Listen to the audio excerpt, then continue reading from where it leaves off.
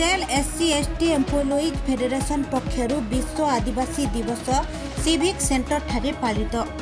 Cell SC ST employees federation Rourkela पक्षरु आज civic centre ठारे विश्व आदिवासी दिवस पालन करा जायछि। उक्त कार्यक्रम रे मुख्य अतिथि भाबरे मान्यवर उपबाचस्पति भवानी शंकर भोई जोग देई प्रदीप प्रज्वलन पूर्वक उद्घाटन करथिले। एही अवसर रे अन्यान्य अतिथि मानक मध्यरे रेभेन्सा महाविद्यालयर ओडिया सहयोगी प्रोफेसर राजकुमार नायक, सहर इंजीनियरिंग विभागर CGM BK Juju, CGM plate mill Etwa Oram, सहर सेवा विभागर CGM TG Kanekar, GM Anil Bara प्रमुख जोग देथिले। आज मध्य अनेक आदिवासी निम्न स्तर में रहिथिबा बेले सेमानंकु मुख्य स्रोत रे आनिबा पई एबे भी प्रयास जारी रहिछि। भारत सरकार आदिवासी गौरव दिवस भावे पालन करी आदिवासी मानंकु बेस सम्मान दैछंती। संगठनर सभापति भगवान सेठीଙ୍କ सभापतित्वरे आयोजित कार्यक्रम रे साधारण संपादक शरद चंद्र परिच्छा स्वागत अभिभाषण रखिथिले। एही अवसर रे आदिवासी संस्कृति उपरे विभिन्न कार्यक्रम आयोजित होइतिला। मुख्य अतिथि उपबाचस्पति भवानी शंकर भोई निज प्रतिक्रिया रखी कहिसंती।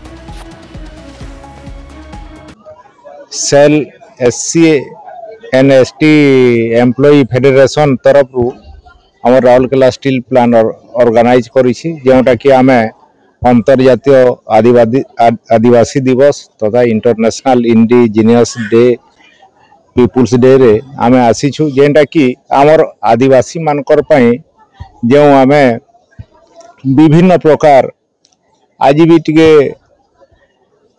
ग्राउंड जीरो रे अनेक रही जाउछंती, जेउटा कि ए माध्यम रे आगो को जेंटा मुख्य स्रोत को आनिबा पई आमर एटा प्रयास चली। आ विशेष करी आज खुशीर कथा जेउटा कि भारत सरकार भी आमर आदिवासी गौरव दिवस हिसाब से सरकार भी एटा को आमर आदिवासी मानकर पई दिवस अछि। आ तार संगे संगे आज शिक्षा स्वास्थ्य गमनागमन प्रत्येक क्षेत्र रे आज आगो को जाउछि। आगामी दिन रे जेमिति आदिवासी एससी एसटी संप्रदाय जेंता आगो को डेवलप करिवो सेति पई समस्त चेष्टित अछु। आ आज भी आमे शिक्षित आगो को आड़ को आमे गति करूछु। आगामी दिन रे ए समाज आगो आउ डेवलप करिवो।